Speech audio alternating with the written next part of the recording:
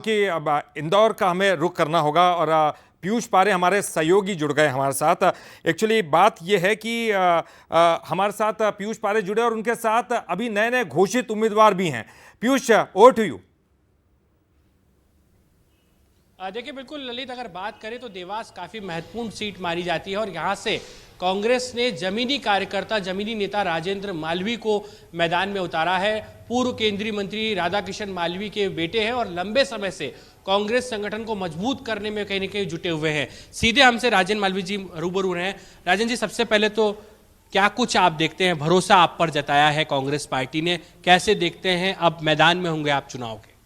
सबसे पहले तो मैं आपके चैनल के माध्यम से मध्य प्रदेश कांग्रेस कमेटी के हमारे माननीय अध्यक्ष माननीय खड़गे साहब, हमारी नेता माननीय सोनिया गांधी जी, माननीय राहुल गांधी जी, माननीय हमारे पूर्व मुख्यमंत्री पूर्व अध्यक्ष माननीय कमलनाथ जी, माननीय हमारे पूर्व मुख्यमंत्री राज्यसभा सांसद माननीय राजा दिग्विजय सिंह साहब, हमारे प्रदेश कांग्रेस के अध्यक्ष माननीय जीतू पटवारी जी, प्रतिपक्ष के नेता माननीय हमारे उमंग सिंघार साहब, हमारे नेता आदरणीय सज्जन वर्मा जी, आदरणीय हुकम सिंह कराड़ा साहब, आदरणीय कुणाल चौधरी जी, आदरणीय राजवीर बघेल साहब, आदरणीय विपिन वानखेड़े जी, और हमारे जो वहाँ के देवास के जितने हमारे जो वरिष्ठ जन हैं, माननीय जयसिंह ठाकुर साहब है, वो सभी वरिष्ठ को मैं उनका सबका बहुत आभारी हूँ कि उन सबकी कृपा से मुझे एक काम करने का मुझे सौभाग्य प्राप्त हुआ।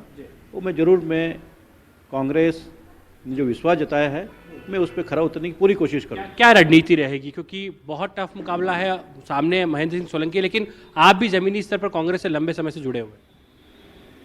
एक बार चुनाव में उतर जाते हैं तो देखा नहीं जाता कि सामने वाला कौन है, और निश्चित वहाँ से कांग्रेस चुनाव जीतेगी। क्या रणनीति आपको लगता है संगठन पर, वहाँ पर किस तरीके की आप काम करेंगे, आगे वहाँ पर कार्यकर्ताओं से बातचीत करेंगे? वहाँ पे जो हमारा संगठन है उसके नेतृत्व में ही काम होगा। वो संगठन जो जवाबदारी देगा हम सब मिलकर काम करेंगे उसमें। राजेंद्र मालवीय उम्मीदवार नहीं है, वहाँ पे कांग्रेस का एक एक कार्यकर्ता, वहाँ पे वहाँ पे जो हमारे वरिष्ठ नेता है वो सब वहाँ के उम्मीदवार हैं।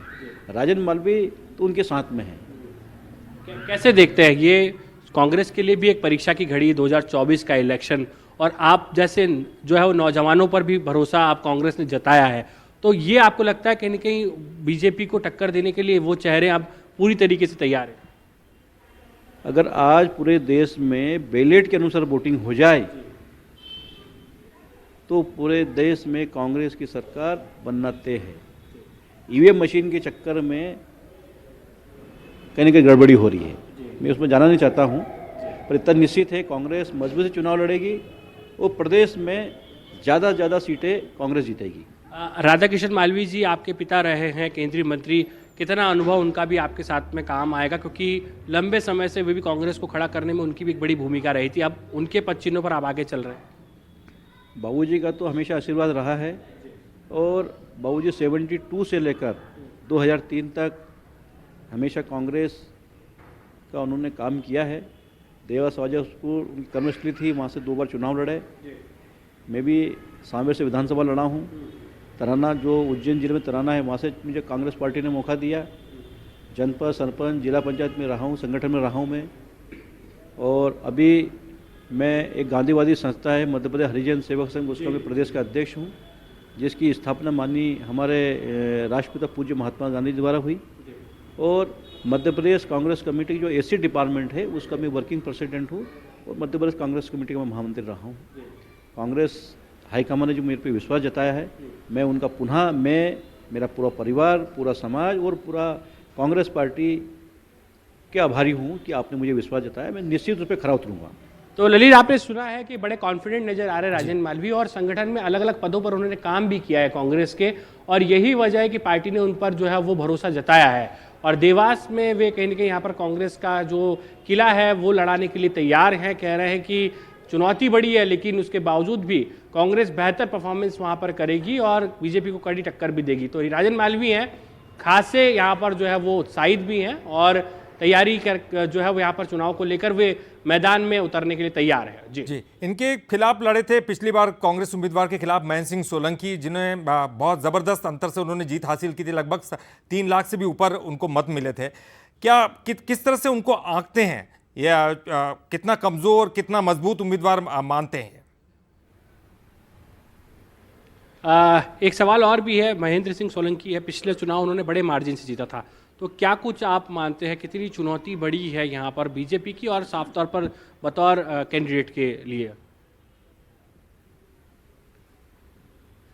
शुद्ध उसमें ये कहना चाहता हूँ कि वहाँ से जो वर्तमान में जो सांसद रहे हैं महेंद्र सोलंकी जी, मेरे हिसाब से बिल्कुल निष्क्रिय सांसद है।